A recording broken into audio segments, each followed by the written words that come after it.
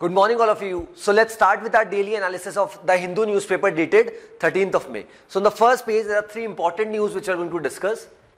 First news says, inflation slips to an 18-month low of 4.7%. So सबसे पहले inflation समझते हैं. इन्फ्लेशन का अगर हम बुकिश डेफिनेशन को देखें तो इन्फ्लेशन का मतलब होता है कि rise in the price of A commodity, या फिर अगर हम आसान शब्दों में समझें, महंगाई को आप इन्फ्लेशन भी यहां पर कहते हैं. अब यहां पे क्या हुआ है, लगभग पिछले 1.5 साल में अगर हम ओवरऑल महंगाई की अगर बात करें तो that is at its record लो, और लगभग 4.7% पे यहां पर महंगाई रही है. कब? अप्रैल 2020 से, पिछले महीने का यहां पर ये डेटा आया. तो ये बहुत अच्छी बात है, और स्पेशली यहां पर बताया गया that is reading stage below RBI 6% tolerance threshold for price rise. अब इसको समझते हैं 6% टॉलरेंस रेट क्या होती है. देखिए हमारे यहाँ पे आपने बहुत सारी रेट सुनी होगी, that is repo rate, reverse repo rate, bank rate, CRR, SLR, MSF rate, ये सारी रेट्स. बट यहाँ पे सबसे बड़ा क्वेश्चन ये आता है कि रेट्स डिसाइड कौन करता है. ये रेट्स आरबीआई डिसाइड करता है, नहीं. This is a committee of RBI, जिसे आरबीआई का मॉनेटरी पॉलिसी कमिटी कहा जाता है, दैट इज एमपीसी अगर मैं शॉर्ट में बोलूं.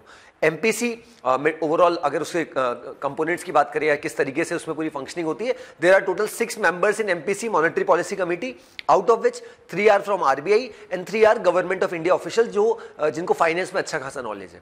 ये इस कमिटी को हेड करते हैं आरबीआई के गवर्नर. करंटली आरबीआई के जो governor that is mister Shaktikanta Das, वो उस कमिटी को यहां पर हेड कर रहे हैं, और ये मीटिंग हर 2-2 महीने में होती है, that mean 6 times a year. अब इस कमिटी का मेजर इंटेंशन क्या है, एम क्या है, कि मॉनेटरी पॉलिसी कमिटी का एम की अगर मैं बात करूं किस इंटेंशन के साथ ये काम करती है, कि हमारे देश में जो इन्फ्लेशन है, महंगाई जो है, दैट इज वो 2% से लेकर 6% के बीच में होनी चाहिए.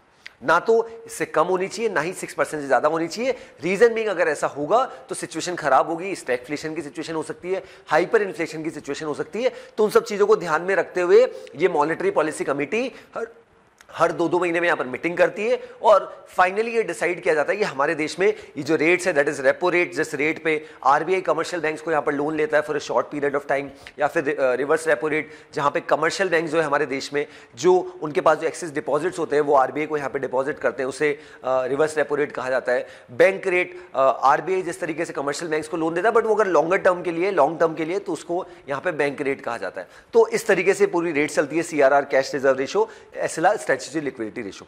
तो एक बहुत अच्छी बात है हमारी इकोनॉमी के लिए कि ये even after seeing a lot of challenges, especially with respect to because of COVID, after this Russia-Ukraine war, all the economic turmoil which has been going on in the world, even after that, the way our Indian economy is growing, that is commendable, and a major role in this particular scenario has been played by this monetary policy committee, through which we are able to sustain and grow in the longer run in the current situation of our economy. इस तरीके की situation यहाँ पर हो रही है. और हालांकि there are certain commodities, especially if you talk about pulses, cereals, milk, इनमें हालांकि फिर भी प्राइजेज यहाँ पर बढ़ रही है, बट फिर भी ओवरऑल अगर इन्फ्लेशन अगर हम देखें तो उसको बहुत कंट्रोल यहाँ पे आरबीआई के द्वारा किया गया है, और लगभग currently inflation is at 4.7% in the country. चलिए, ये बहुत अच्छी खबर है हमारे लिए. Then, second news, Supreme Court questions West Bengal ban, Tamil Nadu alert on the Kerala story. So यहाँ पे क्या हुआ है, अभी अभी हमने देखा है कि रिसेंटली एक मूवी रिलीज हुई, द केरला स्टोरी, और उस मूवी में किस तरीके से यहाँ पे हमने देखा कि लव जिहाद का एंगल कहीं ना कहीं बताया गया है, किस तरीके से जो हिंदू वुमेन्स हैं उनको कहीं ना कहीं उनसे मैरिज करके और अल्टीमेटली उन्हें बाहर लेके जाया जाता है through West Asia, through finally Syria, और आईएस जो है that is Islamic State, IS उसमें यहाँ पर ज्वाइन कराया जाता है. तो इसकी पूरी यहाँ पर पूरी स्टोरी है, लगभग 2 घंटे की मूवी है, काफ़ी अच्छी मूवी है. तो अब इस मूवी को जैसे यहाँ पे ये आया तो काफ़ी कॉन्ट्रोवर्सी यहाँ पर हो रही थी. There certain states in the country जिनके द्वारा इसके ऊपर जो ओवरऑल टैक्स लगता है उसको यहाँ पर कहीं ना कहीं ले ऑफ कर दिया गया, हटा दिया गया. और there certain states in the country, specially if you talk about Kerala की अगर बात करें, केरला स्टोरी तो मूवी का नाम है. देन उसके बाद अभी हमने देखा कि वेस्ट बंगाल जो है दैट इज ममता बनर्जी जी की जो पार्टी है, जो वहाँ पे करंटली चीफ मिनिस्टर है, उनकी गवर्नमेंट ने डिसाइड किया है कि द केरला स्टोरी जो मूवी है उसको यहाँ पे बैन कर दिया जाए. और ऐसी ही सिचुएशन कुछ तमिलनाडु में भी देखने को मिल रही है, जहाँ पे कुछ थिएटर्स, क्योंकि ऐसा बताया जा रहा है कि कुछ थिएटर वाले खुद ही जो ओनर्स है वही कहीं ना कहीं घबरा रहे हैं. रीजन बीइंग कि अगर इसको चलाया गया तो वायलेंस हो सकती है और उससे उनकी जो प्रॉपर्टी है उसको कहीं ना कहीं नुकसान पहुंच सकता है। तो इसी वजह से पूरा इशू यहाँ पर आ रहा है।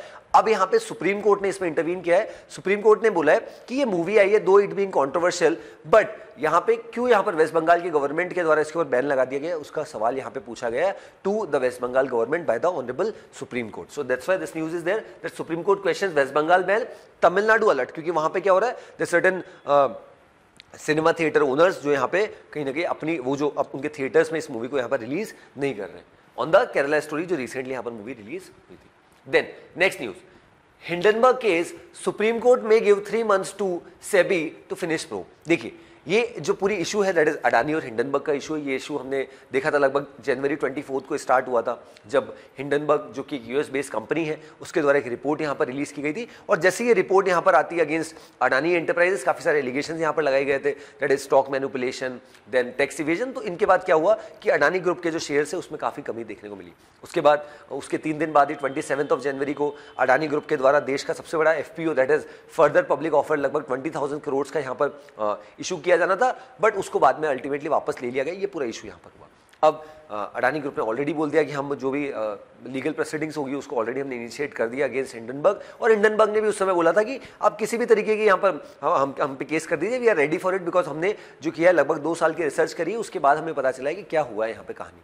अब क्या हुआ यहाँ पे, सुप्रीम कोर्ट ने इंटरवीन किया था। सुप्रीम कोर्ट ने एक कमेटी बनाई थी bye the former supreme court जज AM सापरे, और अब ये कमेटी ने फाइनली अपनी रिपोर्ट यहाँ पर सुप्रीम कोर्ट को दे दी। अब हुआ क्या है, जब यहाँ पे जो सॉलिसिटर जनरल है तुषार मेहता जी, वो जब यहाँ पे सुप्रीम कोर्ट में गए, उन्होंने अपनी बात रखी कि कहीं ना कहीं सेबी को थोड़ा सा एक्सटेंशन देना चाहिए ताकि सेबी पूरा इस पूरे मामले में इन्वेस्टिगेट करके फाइनली कंक्लूजन पे आ जाए कि क्या इशू है। बट यहाँ पे हुआ क्या है कि जैसे ये रिपोर्ट यहाँ पर आई तो सुप्रीम कोर्ट ने बोला कि today is Friday, that means हमें 2 दिन का समय चाहिए ऑन वीकेंड्स, और हम वीकेंड्स में ये जो पूरा इशू है, जो पूरी रिपोर्ट आई है उस पूरी रिपोर्ट को समझेंगे, उसके बाद फ्रॉम मंडे ऑनवर्ड्स हम इस पर प्रोसीडिंग्स यहाँ पर चालू कर देंगे। सॉलिसिटर जनरल तुषार मेहता जी का क्या मानना था कि हमें 6 महीने का यहाँ पर समय दिया जाए ताकि सेबी क्या कर सके, पूरा इन्वेस्टिगेशन करके फाइनली यहाँ पर डिसीजन सुना सके, मतलब अपनी इन्वेस्टिगेशन को रिवील कर सके। बट अब यहाँ पे क्या हुआ है, जिस तरीके का देखा जा रहा है, ऐसा बताया जा रहा है कि लगभग 3 महीने का समय यहाँ पर सेबी को यहाँ पर दिया जा सकता है by the honourable supreme court after having a look at the report which has been submitted by the former supreme court जज AM Sapre. So that's why Hindenburg case supreme court may give 3 months time to SEBI to finish the probe और the investigation. चलिए आगे बढ़ते हैं। Okay, this is the city part, this we can skip. चलिए on the state news, first news, Karnataka vote count today, political parties on the edge. So यहाँ पे हालांकि political news हम जनरली अवॉइड करते हैं हमारे न्यूज़पेपर एनालिसिस में, but अगर यहाँ आज बात करें तो रिसेंटली आपने देखा होगा जो साउदर्न स्टेट है दैट इज कर्नाटका, वहाँ पे 10 मई को यहाँ पर इलेक्शन हुए थे, और आज के दिन दैट इज 13 मई यहाँ पे रिजल्ट आना है। तो इसी वजह से यहाँ पे, क्योंकि पिछली बार भी हमने देखा था कि किसी भी पॉलिटिकल पार्टी को, बीजेपी हो, कांग्रेस हो या फिर HD कुमारस्वामी की पार्टी दैट इज JDS, तो इन तीनों पॉलिटिकल पार्टीज को जो है मेजोरिटी यहाँ पर नहीं मिली थी। तो अब भी यहाँ पर ऐसा ही जो एग्जिट पोल बता रहे हैं उसमें काफ़ी एग्जिट पोल्स में यही आ रहा है कि शायद कांग्रेस को मेजोरिटी मिल जाए, बीजेपी लगभग 15 से 20 सीट्स यहाँ पर शॉर्ट रह सकती है, और कुछ ओपिनियन पोल्स के द्वारा ऐसा ही बताया जा रहा है कि ये एक हंग असेंबली रहेगी, दैट मीन्स किसी भी पॉलिटिकल पार्टी को मेजोरिटी यहाँ पर नहीं आएगी। तो इसी वजह से यहाँ पे ये इलेक्शंस का रिजल्ट बहुत इंपॉर्टेंट हो जाता है, और स्पेशली अगर बीजेपी पार्टी की बात करें तो साउदर्न इंडिया में उनका एक ही स्टेट है जहाँ पे अच्छा होल्ड रहा है। बाकी अगर तमिलनाडु की बात करें, केरला, आंध्र प्रदेश, तेलंगाना, तो बीजेपी का इतना स्ट्रॉन्ग होल्ड नहीं रहा है और ना ही इतनी सीट से जीते। बट कर्नाटका इनका स्ट्रॉन्ग होल्ड रहा है, जो इनके फॉर्मर चीफ मिनिस्टर थे BS येदियुरप्पा और अभी बसवराज बोम्मई। तो उसके बाद लेकिन कहीं ना कहीं एंटी इनकम्बेंसी एक बहुत बड़ा फैक्टर है, उसी वजह से लोगों का ऐसा मानना है कि इस बार बदलाव की तरफ यहाँ पे कर्नाटका देख रहा है। So this was about this news. ठीक है, चलो आगे बढ़ते हैं। Then Tamil Nadu probe pending in general Rawat crash case. So यहाँ पे ये जो लगभग in the month of December हमने देखा था 2021, एक बहुत बड़ा इंसिडेंट यहाँ पर हुआ था जब हमारे देश के पहले CDS that is chief of defence staff late general Bipin Rawat ji और उनकी जो वाइफ है लेट श्रीमती मधुलिका रावत जी, और जो 12 जो हमारे इंडियन आर्मी के जो पर्सनल्स है, एक हेलीकॉप्टर क्रैश हुआ था जब वो तमिलनाडु के कॉलेज में यहाँ पर एड्रेस करने जनरल बिपिन रावत जी जा रहे थे, तब ये पूरा क्रैश हुआ और उसमें उन सबकी यहाँ पर इस घटना में यहाँ पर कहीं ना कहीं मौत हो गई और वो शहीद हो गए। अब यहाँ पे हुआ क्या है कि ऑलरेडी यहाँ पर डिटेल्स यहाँ पर निकाली जा रही है, बट अभी तक भी तमिलनाडु गवर्नमेंट ने पूरा उस पर इन्वेस्टिगेशन नहीं करी है और अभी भी जो प्रोब है, इन्वेस्टिगेशन ये अभी चालू है। इसी वजह से यहाँ पर बताया that is Tamil Nadu probe is pending on Tamil Nadu part in general Rawat crash case. So जैसे ही इंसिडेंट हुआ उसके बाद पूरे देश में कहीं ना कहीं शोक का माहौल था और जनरल बिपिन रावत जी कहीं ना कहीं पहले सीडीएस थे हमारे देश के, और सीडीएस का काम हमारे देश में ये होता है कि coordination banana between the armed forces, that is Indian army, Indian navy and Indian air force. और करंट सिचुएशन की अगर मैं बात करूं तो यहाँ पे इंडियन आर्मी ने काफ़ी समय तक, इंडियन आर्म फोर्सेज ने काफ़ी समय तक सीडीएस को अपॉइंट नहीं किया था, बट फाइनली 6 महीने पहले, 7 महीने पहले लगभग लेफ्टिनेंट जनरल अनिल चौहान जी को देश का दूसरा सीडीएस यहाँ पर बनाया गया। तो अगर आपके एग्जाम में क्वेश्चन आया था who is the current chief of defence staff of the country, the correct answer is that is lieutenant general Anil Chauhan ji. चलिए आगे बढ़ते हैं। चलिए now will move to the editorial part. Today will be discussing one editorial and one opinion. Welfare spending has been getting a regular pruning. So यहाँ पे others जो कि research associates हैं जिन्होंने अपनी रिसर्च करी, रिसर्च पेपर काफ़ी सालों तक, और उसके बाद जो उसमें डेटा उन्होंने कलेक्ट किया, स्पेशली विद रिस्पेक्ट टू जो काफ़ी सारी स्कीम्स गवर्नमेंट के द्वारा चलाई जाती है, स्पेशली आफ्टर दिस पेंडेमिक, तो उसमें क्या एक कमी देखने को मिली है, क्या एक उछाल देखने को मिला है। बहुत सारी स्कीम जो वेलफेयर स्कीम्स थी उसमें किस तरीके से रिसेंटली बजट जो आया या उसके पुराना बजट को भी ऑर्डर ने साइड किया तो उसमें किस तरीके से कमी हमें देखने को मिली। तो काफ़ी सारी स्कीम्स के बारे में हम यहाँ पे पढ़ेंगे।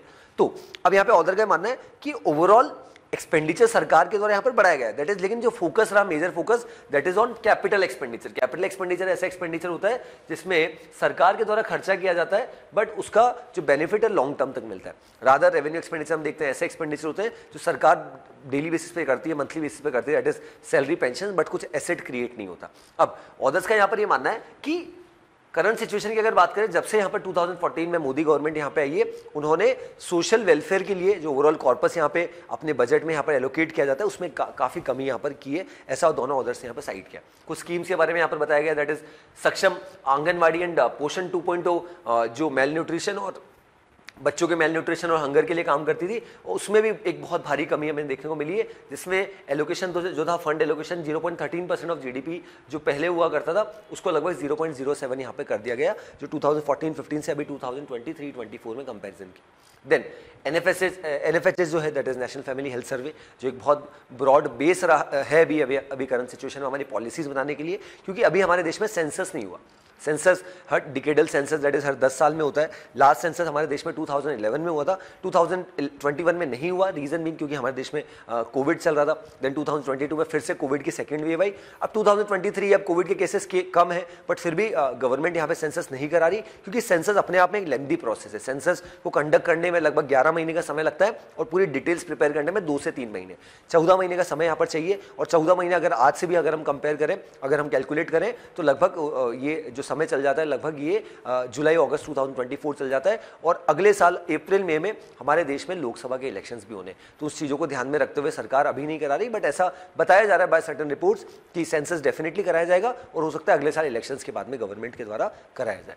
अब यहाँ पे दूसरे अगर डेटास की बात करें तो यहाँ पे काफ़ी सारी स्कीम, पीएम मातृ वंदना योजना, इसको यहाँ पे मैटरनिटी बेनिफिट्स जो यहाँ पे प्रेग्नेंट वुमेन्स को यहाँ पर दिया जाता है, उसके बारे में बात की गई है। देन वर्किंग क्लास डिस्ट्रेस, यहाँ पे सबसे बड़ा फैक्टर, इवन हमने देखा था जब बजट भी रिलीज किया गया था तो ओवरऑल जो मनरेगा है, that is Mahatma Gandhi national rural employment guarantee act, उसमें भी, उसके कॉर्पस में भी जो एक कमी आई है वो भी एक बहुत बड़ा फैक्टर रहा, और उसके लिए काफ़ी प्रोटेस्ट भी हमें कुछ स्टेट्स में देखने को मिला। जहाँ पे पिछले बजट की अगर मैं बात करूँ, दैट इज यूनियन बजट 2022-2023, तो उस बजट में ओवरऑल मनरेगा का जो अलोकेशन था दैट वाज 89,000 करोड़, और वही अगर अभी के करंट सिचुएशन में अगर हम बजट रिसेंटली जो 1 फरवरी 2023 को जो बजट यहाँ पर प्रेजेंट किया गया by the union finance minister Shrimati Nirmala Sitharaman, जो कि 2023-2024 का है फाइनेंशियल ईयर, उसमें मनरेगा पे जो ओवरऑल बजट एलोकेशन है दैट इज 60,000 करोड़। तो एक बहुत कमी यहाँ पर देखने को मिली। इसी वजह से there certain states, there certain political parties who are criticising the government कि सरकार के द्वारा ये जो स्कीम है दैट इज मनरेगा,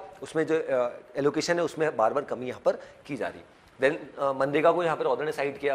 देन जो नेशनल फूड सिक्योरिटी एक्ट है, जिसके अंतर्गत हर गरीब परिवार को यहाँ पर 5 किलो अनाज यहाँ पर दिया जाता है और 1 किलो पल्सेज यहाँ पर दिया जाता है, उसमें भी एक कमी आई है, ये भी ऑर्डर ने साइड किया। मनरेगा का एक्सपेंडिचर हमने ऑलरेडी देखा। एक इकोनॉमिस्ट है जीन ड्रेस, उनको यहाँ पर कहीं ना कहीं साइड किया ऑथर ने। और उसी के साथ साथ नेशनल सोशल असिस्टेंस प्रोग्राम, इसको भी एक स्कीम है जो पेंशन्स प्रोवाइड करती है, उसमें भी एक भारी कमी देखने को मिली। तो दोनों ऑथर्स का जो रिसर्च है उसमें यही यहाँ पर बाहर आया कि काफ़ी सारे लोगों के द्वारा करंट सिचुएशन में गवर्नमेंट के द्वारा काफ़ी सारी स्कीम्स के अंदर बहुत भारी कमी यहाँ पर की गई है, सो दैट वो सरकार कहीं ना कहीं पैसा जो सोशल वेलफेयर बेनिफिट स्पेशली जो प्रोवाइड किए जाने थे पोस्ट पैंडेमिक, उसमें जो कमी यहाँ पर देखने को मिल रही है, ऐसा ऑथर्स का यहाँ पर मानना है। Then only marginal health care gains, so कुछ सेक्टर को ऑथर ने यहाँ पर साइड किया कि हेल्थ केयर सेक्टर की बात करें कुछ जगह तो यहाँ पे डेफिनेटली एक पॉजिटिव इंपैक्ट यहाँ पर देखने को मिला है, बट फिर भी ओवरऑल वैक्सीनेशन रेट्स की यहाँ पर ऑथर ने साइड किया, साउथ एशिया में हमारा सबसे कम है। बट आप एक सिंपल चीज़ समझिए, आप परसेंटेज टर्म्स में देखते हैं बट ओवरऑल पॉपुलेशन में तो आपको देखनी चाहिए। भारत एक ऐसा देश है जहाँ पे लगभग 140 करोड़ से ज़्यादा की पॉपुलेशन है और हमने अभी तक कोविड में लगभग हमारी सरकार ने 2220 करोड़ से ज़्यादा वैक्सीन डोजेज यहाँ पे लगाई है, वो भी फ्री ऑफ कॉस्ट। तो आप कंपेयर कर लीजिए दूसरे डेवलप देशों से। अब आप कंपेयर करेंगे जहाँ पे देयर सर्टेन कंट्रीज, जहाँ पे न्यूजीलैंड से कंपेयर कर रहे हैं जहाँ की पॉपुलेशन हमारे यहाँ के बेंगलोर से कम है, तो ये कंपेरिजन कहीं ना कहीं सही नहीं होता। आप you can compare apple with apple but not with apple with oranges. So ये अपने आप में बहुत बड़ा कंसर्न है। बट ऑथर्स का ऐसा मानना है कि हमारा वैक्सीनेशन रेट बहुत खराब रहा है और कहीं ना कहीं ओवरऑल कुछ सब्सिडीज़ की भी यहाँ पर ऑथर ने बात की, cooking fuel, electricity, LPG cylinders, किस तरीके से यहाँ पे सब्सिडीज़ में सरकार ने कमी की है, तो वो सब यहाँ पे अलार्मिंग सिचुएशन है, ऐसा ऑथर्स का यहाँ पर मानना है। और HDI रैंक जो ह्यूमन डेवलपमेंट इंडेक्स रैंक रहती है, उसको भी ऑथर्स ने साइड किया कि उसमें भी कमी यहाँ पर देखने को मिली। ये पूरा दोनों ऑथर्स का यहाँ पर रिसर्च था और उसमें यहाँ पर ये फाइनली यहाँ पर ये कंक्लूजन आया। देन एक और ओपिनियन पढ़ लेते हैं, that is welcome initiative Ayush, that is जो हमारे यहाँ पे आयुष मंत्रालय है और उसने कोलैबोरेट किया ICMR, Indian council of medical research for scientific validation is right step. So author का ऐसा मानना है कि रिसेंटली ये जो यहाँ पर टाई अप हुआ है और स्पेशली आयुर्वेदा को ध्यान में रखते हुए between ICMR and ministry of Ayush, ये बहुत इंपॉर्टेंट यहाँ पर होने वाला है और ये लॉन्ग अवेटेड था। इसमें डेफिनेटली कदम यहाँ पर उठाए जाने चाहिए थे बट काफ़ी समय से नहीं हो पाया, बट फाइनली यहाँ पर this the right step according to the government. और इससे डेफिनेटली जो हमारा आयुर्वेदा है, हालांकि इसमें जो बाकी जो है दैट इज योगा, यूनानी, सिद्धा एंड होम्योपैथी, उसको अभी तक इंक्लूड नहीं किया गया, बट आयुर्वेदा एक अच्छा स्टेप है और आने वाले समय में इन सबको भी यहाँ पे लिया जा सकेगा, ऐसा ऑथर का यहाँ पर डिसीजन यहाँ पर ऑथर ने इस चीज़ को साइड यहाँ पर किया। उसी के साथ साथ ऑथर ने स्पेशली क्लिनिकल ट्रायल्स में जो यहाँ पर ICMR का ऑलरेडी जो रिसर्च है, उनका इतने सालों का जो वेराइड एक्सपीरियंस है, वो डेफिनेटली यहाँ पर बहुत इंपॉर्टेंट होने वाला है और वो कहीं ना कहीं बहुत ज़्यादा हेल्प करने वाला है करंट सिचुएशन में जिस तरीके से टेक्निकल कोलैबोरेशन हुआ है। इसके लिए एक चीज़ हमारे एग्जाम पॉइंट ऑफ व्यू से इंपॉर्टेंट है, that is GCTM, that is आपने देखा होगा लगभग 1 से 1.5 साल पहले जो गुजरात है वहाँ पे GCTM का सेटअप किया गया, that is global centre for traditional medicine, जिसमें जो WHO के चीफ है दैट इज टेड्रोस एधनम गेब्रियस और भारत के जो प्राइम मिनिस्टर हैं ऑनरेबल श्री नरेंद्र मोदी जी, वो सब वहाँ पे थे, उन्होंने इनॉग्रेशन किया था और वर्ल्ड का पहला GCTM सेंटर भी हमारे देश में गुजरात में ही यहाँ पर बना है। तो वो भी एक अपडेट है रिगार्डिंग दिस। तो हमें पता होना चाहिए कि आयुर्वेदा, सिद्धा, यूनानी, होम्योपैथी, इसमें बहुत ज़्यादा यहाँ पर सरकार पॉजिटिव है, इसमें काम करना चाहती है और ये जो ट्रेडिशनल मेडिसिन है उनको एक ऑल्टरनेट यहाँ पर जो एलोपैथिक मेडिसिन है उसके रूप में यहाँ पर लाने की कोशिश इंडियन गवर्नमेंट के द्वारा की जा रही है।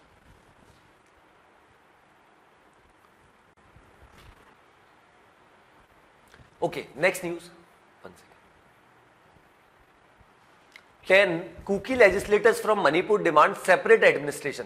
सो यहां पे अब देखिए मणिपुर की अगर कंट्रोवर्सी अगर हम समझें 1 मिनट में, तो मणिपुर में बेसिकली हुआ क्या कि रिसेंटली मणिपुर के हाईकोर्ट के द्वारा डिसीजन आया कि जो मणिपुर की जो लार्जेस्ट कम्युनिटी है जिसका पॉपुलेशन लगभग 52 से 53% है मणिपुर में, दैट इज मैती कम्युनिटी, उनको भी शेड्यूल्ड ट्राइब्स का यहाँ पर दर्जा दिया जाए।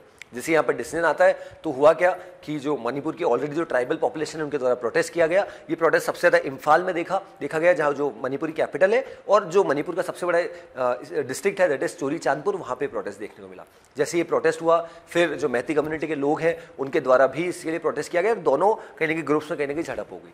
तो फिर पुलिस को यहाँ पे इंटरवीन करना पड़ा, स्टेट गवर्नमेंट को इंटरवीन करना पड़ा, बट जब स्टेट गवर्नमेंट के द्वारा भी इस इशू को रिजॉल्व नहीं किया गया तब फाइनली सेंट्रल गवर्नमेंट ने यहाँ पर इंटरवीन किया, यूनियन गवर्नमेंट ने यहाँ पर इंटरवीन किया और जब सिचुएशन को फिर भी कंट्रोल नहीं किया जा सका तो ऐसा पहली बार हमें देखने को मिला है जब सेंट्रल गवर्नमेंट में भी बीजेपी है, स्टेट गवर्नमेंट में भी वहाँ पे CM बीजेपी की है, that is an Biren Singh, जो कि वहाँ पे सरकार बीजेपी की है, बट स्टिल जो सिचुएशन है उसको कंट्रोल नहीं किया जा सका। तो फाइनली क्या किया गया, article 355 of the Indian constitution को इन्वोक करके अभी सिचुएशन को यहाँ पे नॉर्मल किया जा रहा है। अब यहाँ पे क्वेश्चन आता है आर्टिकल 355 होता क्या है। Article 355 of the Indian constitution ये बोलता है यूनियन गवर्नमेंट को एम्पावर करता है कि अगर किसी स्टेट में इंटरनल डिस्टर्बेंस बहुत ज़्यादा हो गई या फिर एक्सटर्नल अग्रेशन बहुत ज़्यादा हो गया, तो उसको यहाँ पर सही करने के लिए, उस सिचुएशन को नॉर्मल करने के लिए गवर्नमेंट, यूनियन गवर्नमेंट के पास पावर होती है कि under article 355 of the Indian constitution को आप आर्मी को डिप्लॉय वहाँ पर कर सकते हैं और सिचुएशन को वहाँ पर नॉर्मल किया जा सकता है। यही सिचुएशन यहाँ पे मणिपुर में हुई।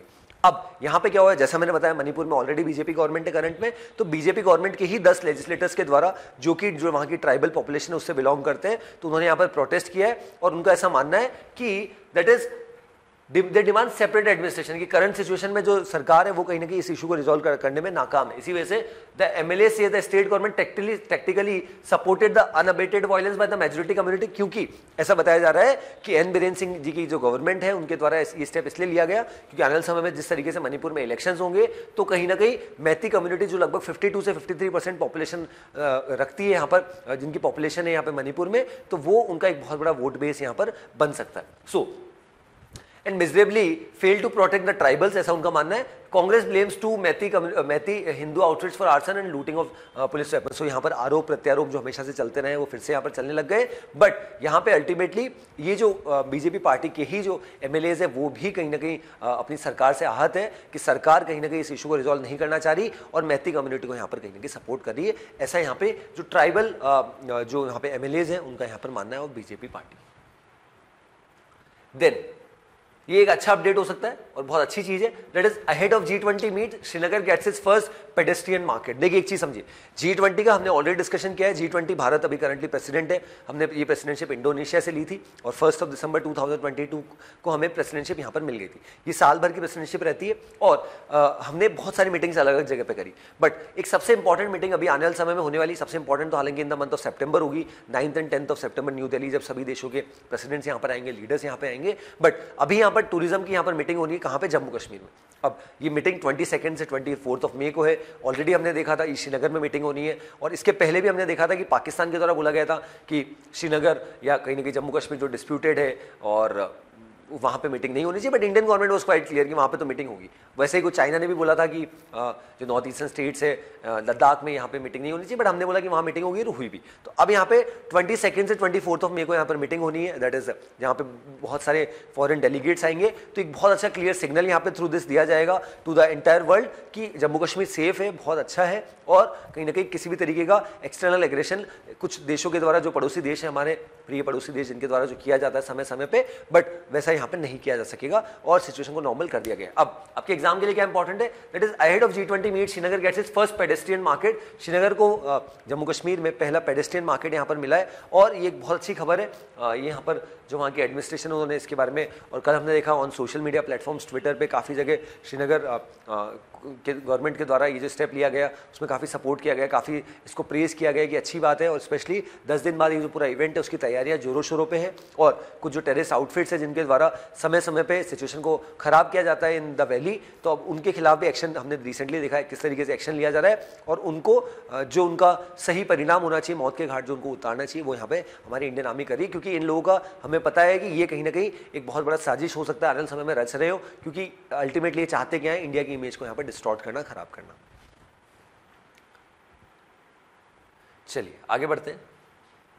यानी कि साइक्लोन वाला, साइक्लोन के हमने देखे, हमने रीसेंट पेपर्स में 2 साल पुराना पेपर की अगर बात करूं तो साइक्लोन से रिलेटेड क्वेश्चन आते हैं। Cyclone Mocha to be severe but little threat to India. IMD India meteorological department के द्वारा ये बताया गया कि ये जो साइक्लोन मोचा है ये इतना खतरनाक नहीं रहेगा हमारे लिए, स्पेशली हमारे देश के लिए। हालांकि म्यांमार जो हमारा पड़ोसी देश है और बांग्लादेश जो ईस्टर्न इंडिया जो हमारा पड़ोसी देश है, वहाँ पर जरूर इसका काफ़ी इंपैक्ट देखने को मिल सकता है। हमारे कुछ राज्यों में थोड़ा सा इंपैक्ट हो सकता है, बट कोई भारी इफेक्ट यहाँ पे साइक्लोन मोचा का यहाँ पर नहीं होगा। तो हमें नाम पता होना चाहिए, that is cyclone Mocha, MOCHA। चलिए आगे बढ़ते हैं। Then on the world section, Islamabad high court grants bail to Imran, bars police from rearresting him. So यहाँ पे बेसिकली हुआ क्या है कि पाकिस्तान की अगर करंट सिचुएशन की अगर बात करें तो पाकिस्तान में सिविल वॉर की सिचुएशन है। पाकिस्तान की अगर फाइनेंशियल कंडीशन, पॉलिटिकल कंडीशन देखें तो बहुत खराब है, राइट। अभी क्या हुआ, रिसेंटली इमरान खान को यहाँ पर अरेस्ट कर लिया गया by the government. Imran Khan former prime minister है यहाँ के पाकिस्तान के। और अभी यहाँ पर करंट सिचुएशन में क्या हो रहा है कि जैसे ये पूरा अरेस्ट हुआ उसके बाद पूरे पाकिस्तान में बहुत प्रोटेस्ट देखने को मिला, गवर्नमेंट के भी, मतलब पुलिस ऑफिशियल्स के बीच में और जो इमरान खान के जो सपोर्टर्स हैं उनके बीच में। अब ये इशू इतना बढ़ता गया, अभी पूरा इशू क्या है पहले वो समझते हैं, फिर अभी यहाँ पर डिसीजन क्या दिया गया। देखिए इमरान खान का और उनकी जो वाइफ है, जो तीसरी बीवी है बुशरा बीवी, उन दोनों की ने एक ऑर्गेनाइजेशन स्टार्ट किया था एनजीओ, और एनजीओ का पर्पस ये होता है कि लोगों के वेलफेयर के लिए काम करें। उन्होंने इसलिए चालू किया था कि स्कूल कॉलेज जो वो सेटअप करना चाहते हैं वो फ्री ऑफ कॉस्ट रहेगा, अच्छी फैसिलिटीज़ दी जाएगी। बट जब ये स्टार्ट हो गया तो अब अच्छा खासा पैसा भी यहाँ पर चार्ज किया जा रहा है। देखिए ये तो एक बात है। अब इसमें एक मनी लॉन्ड्रिंग का केस भी है कि एक वहाँ की एक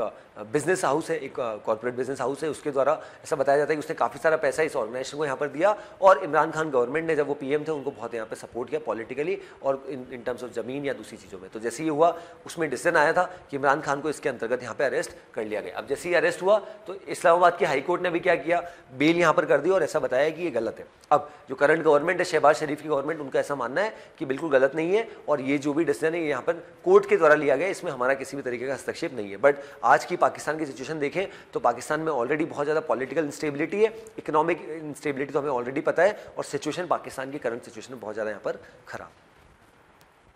then next last news, that is China to send envoy to Ukraine and Russia as part of peace efforts. तो यहाँ पर चाइनीज गवर्नमेंट के द्वारा कोशिश की जा रही है कि जो रशिया यूक्रेन वॉर है, जिसको लगभग आने वाले 24 ऑफ लगभग 10 दिन बाद 15 महीने का समय यहाँ पर समाप्त हो जाएगा, क्योंकि ये वॉर 24 फरवरी 2022 को स्टार्ट हुई थी। तो फाइनली यहाँ पर चाइनीज गवर्नमेंट चाह रही है कि मीडिएशन करना और कहीं ना कहीं इस इशू को रिजॉल्व करना, क्योंकि China is eyeing for the post कि हम वर्ल्ड में लीडर बनना चाहते हैं। अभी रिसेंटली जिस तरीके ईरान और सऊदी अरेबिया के बीच में जिस तरीके से यहाँ पर डील कराई गई और इसको कहीं ना कहीं यूएस ने भी सपोर्ट किया, तो अब कहीं हालांकि यूएस के पास कोई ऑप्शन नहीं था, बट अब फाइनली यहाँ पर एक और बहुत बड़ा स्टेप यहाँ पे चाइनीज गवर्नमेंट के द्वारा लिया गया, जहाँ पे उनके एनवॉय को भेजा जा रहा है रशिया और यूक्रेन, ताकि दोनों देशों के लीडर्स के बीच में बातचीत हो सके और अल्टीमेटली इस इशू को यहाँ पर रिजॉल्व किया जा सके। अदरवाइज इस इशू को, that is Russia Ukraine war को रिजॉल्व कराना अपने आप में बहुत बड़ा चैलेंज यहाँ पर होता जा रहा है।